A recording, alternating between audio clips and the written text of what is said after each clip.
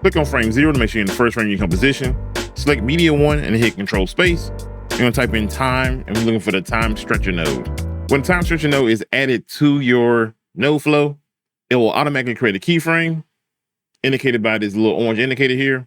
If you so happen not to be in the very first frame, you can always go to source time, right click, and remove time stretcher source time. Underneath our timeline, there's this little handle here. I'm gonna grab the left-hand side and then stretch it out as far as it can go. What we want to do is basically access the frames that go beyond our original composition. So now looking at the timeline, it goes all the way up to negative, or I guess all the way down to negative 1850. Over here in source time, I'm double click on the double zeros and type in negative 1850. Now what this telling the time stretcher node is at frame 0, I want you to play or display frame negative 1850. I'm gonna grab my handle here and return it back to my original range area, which the range area is indicated by these little yellow markers here.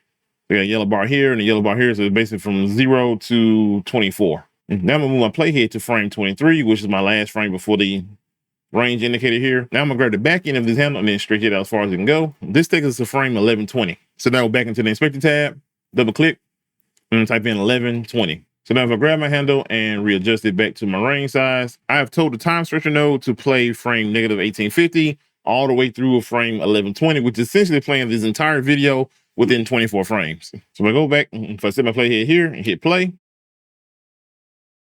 Before I continue, I recently updated my Essential Bundle Pack. Pack includes 37 effects, 32 titles, 63 LUTs, and much more. If you use code WORKFLOW at checkout, you get $10 off. You find all links in the description. So now we turn this whole video into pretty much a time lapse. Now to throw in a little dramatic flair, we're gonna click on the time stretcher node, hit Control Space, type in CC for a color corrector. We'll make sure our playhead is back in frame 0. Go over to saturation and select the keyframe indicator. Then go about 10 to 12 frames in, and then turn down the saturation. I'm not gonna turn it down all the way, so you have a little bit of skin tones there, a little bit of color still in there. You turn it all the way to make it black and white. So I'm gonna leave it about right here. So now within the first few frames, you'll get a desaturation. Then I'm gonna click on the color corrector and hit Control Space again and type in zoom. You're looking for the zoom blur node. You can leave the zoom blur at default, or you can turn it up if you want to, or turn it down if that fits your preference.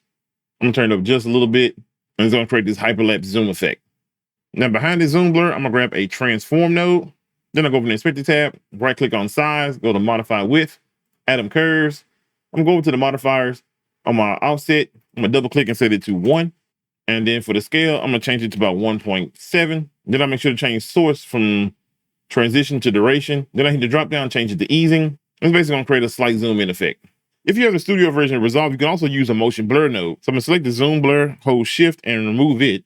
Selected my color corrector, hit Control Space, type in motion. We're looking for the motion blur node and hit add. Added by default creates this kind of swirly effect. For motion range, I'm gonna turn it to small. And then I'm gonna turn the motion blur effect down just a little bit. Gives it a subtle effect. I'm gonna change it now to large and leave the blur amount still turned down. That's more like it. You can use this for a transition as well. Here I have my clip mask out. If I hit D disable, I have this already masked out and render in place. Also with the render in place, if you right click, go to render in place, the settings I use, this is Apple ProRes, which now you can use on Windows machines. Except if you want to render out with a transparent background, you want to use one of the 444 codecs.